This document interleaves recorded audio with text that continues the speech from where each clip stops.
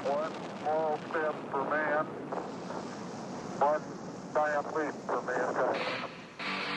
Good day and good night. Welcome to the High and Low Retrospective, where we press rewind and revisit the cultural giants that once dominated our screens. Today we're talking about two networks that didn't just reflect music culture, they created it. This is the story of MTV and MuchMusic, two titans of television in US and Canadian markets that defined generations, shaped trends, and in their prime felt like the pulsating heart of youth culture. But like so many empires, their reign wasn't meant to last. So what happened?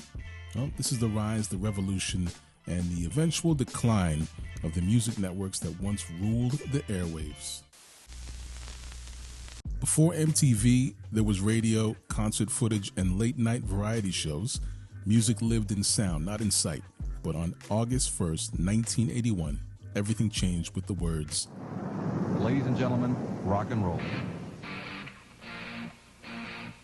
MTV launched with the Buggles' Video Killed the Radio Star, signaling a new era where music videos became the medium and television became the stage. Founded by Mark Booth, Tom Freston, Judy McGrath, Robert Pittman, Fred Selbert, and John Sykes, MTV was built on an electrifying concept, turning music into a 24-hour visual experience. In its early years, the network was a lifeline for young music fans, serving up a curated mix of rock and pop and new wave. It was rebellious, it was fresh, it was everything radio wasn't. 3 years later, on August 31st, 1984, Canada had its own revolution. MuchMusic was the brainchild of media maverick Moses Znaimer and producer John Martin. Unlike its American counterpart, which had major industry backing, MuchMusic was scrappier, rougher around the edges, and distinctly Canadian. With a DIY spirit, MuchMusic didn't just broadcast music, it embedded itself in the streets, blending music journalism, artist discovery, and unfiltered fan engagement. From its iconic Speaker's Corner, where everyone or anyone could really walk up to a booth on the street and air their thoughts. We don't all starve ourselves. We're not stupid, okay? Get it through your heads. To its chaotic, anything-goes VJ segments, MuchMusic had a rawness MTV lacked. It wasn't just covering the music scene, it was the music scene. By the late 80s and 90s, MTV was a juggernaut. It had expanded beyond music videos, pioneering reality TV like The Real World, and animation like Beavis and Butthead, and even award shows like the MTV Video Music Awards. It wasn't just reflecting pop culture, it was defining it. The network made stars out of musicians, VJs, and even its own branding. MTV became the epicenter of youth culture. It wasn't just about watching music videos, it was about experiencing music in a way that had never been done before. The network's groundbreaking programs like Yo MTV Raps brought hip-hop to the mainstream, 120 Minutes gave alternative rock a home, and MTV Unplugged provided raw, unforgettable performances from the biggest artists of the era. Madonna, Nirvana, Michael Jackson, Britney Spears, they weren't just musicians, they were MTV icons. Iconic personalities like Fab Five Freddy, Kurt Loder, Downtown Julie Brown, Carson Daly, they turned MTV into more than a network. It was a cultural institution. The countdowns, the exclusive premieres, the larger-than-life award show moments, and the TRL era chaos of Times Square. This was MTV at its peak. If you wanted to make it in music, you had to make it on MTV. The network dictated trends, set the soundtrack for a generation, and made sure that music was more than just something you listened to, it was something you saw and felt. Meanwhile, MuchMusic was doing it their way. Without the massive budgets of MTV, they leaned into their greatest strength, community. The network was unpredictable with live TV moments that felt raw and unscripted. Shows like The Wedge catered to indie and alternative fans. RapCity put hip-hop on the map in Canada, a daily video show predating the BET version. It featured both local Canadian and American hip-hop artists. Electric Circus, hosted by Monica Diol, turned dance music into a live weekly party that felt like an open invitation to the biggest club night in the country. MuchOnDemand became Canada's answer to TRL, with fans packing into the Toronto headquarters on Queen Street West to scream for their idols, making it a daily ritual for young music lovers. Meanwhile, Extendamix, also known as The Mix, became a vital showcase for R&B, reggae, and hip-hop, giving much-needed representation to genres often sidelined in mainstream Canadian media. And I'd be remiss if I didn't mention the VJs, the personalities that made MuchMusic feel like a friend, not a corporation. Rick Campanelli, Master T, Sukyin Lee, George Strombolopoulos, Erica M, and many others. They weren't just hosts. They were cultural translators guiding audiences through the evolving world of music. They blended journalism with charisma, making every interview feel like an intimate conversation, and their on-air chemistry made MuchMusic's unpredictability part of its charm. Whether introducing groundbreaking artists, championing Canadian talent, or simply goofing off in between videos, these VJs became just as iconic as the artists they covered.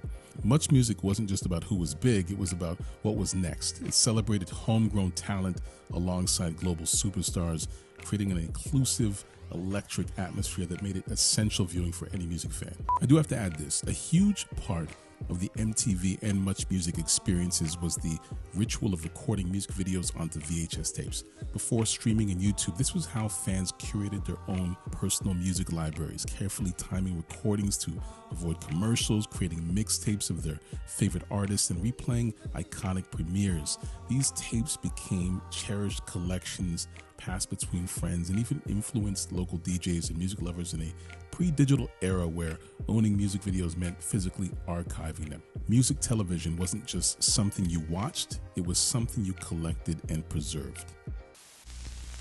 By the mid-2000s, something shifted. Reality TV took over, and music took a backseat. The rise of the internet changed how people consumed music. Who needed a music network when you could watch anything, anytime online? MTV slowly morphed into a lifestyle network, distancing itself from its music roots. By the 2010s, it had become a shell of its former self, more about influencer culture and scripted reality shows than music videos. The letters M and T in MTV no longer stood for what they once did.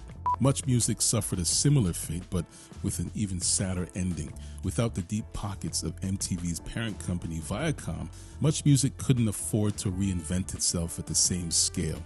As viewership declined and advertising dollars started to dry up, corporate decisions gutted the channel's soul. By the 2010s, MuchMusic had rebranded itself as Much, and its iconic live programming was gone. VJs were phased out. Music video blocks disappeared, and the network filled its schedule with American reruns.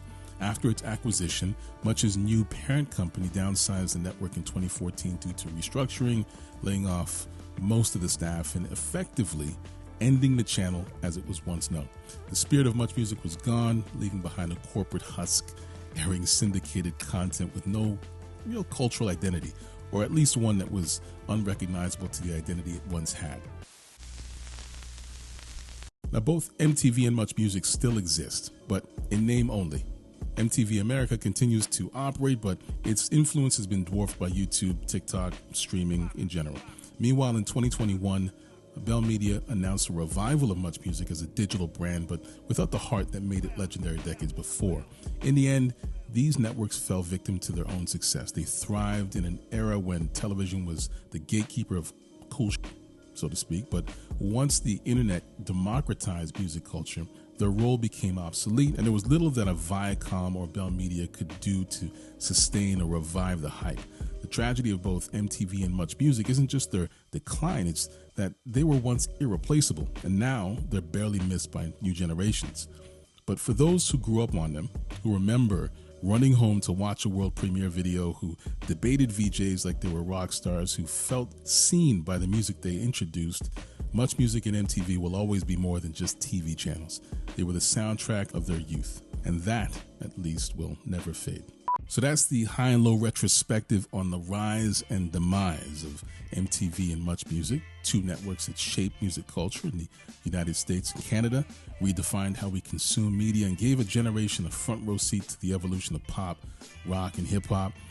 Their rise was meteoric, their influence undeniable, and their decline, well, let's just say the music didn't stop, but channels sure did change. If you grew up with MTV or MuchMusic, let us know your favorite moments in the comments. If you've never experienced the magic of these networks in their prime, do yourself a favor. Go down a YouTube rabbit hole. You won't regret it, I promise. And don't forget to like, subscribe, share, and join us again for more deep dives into the shows, movies, and music that define generations. Until next time, stay curious, stay nostalgic, and remember. Now, starting right now, you'll never look at music the same way again.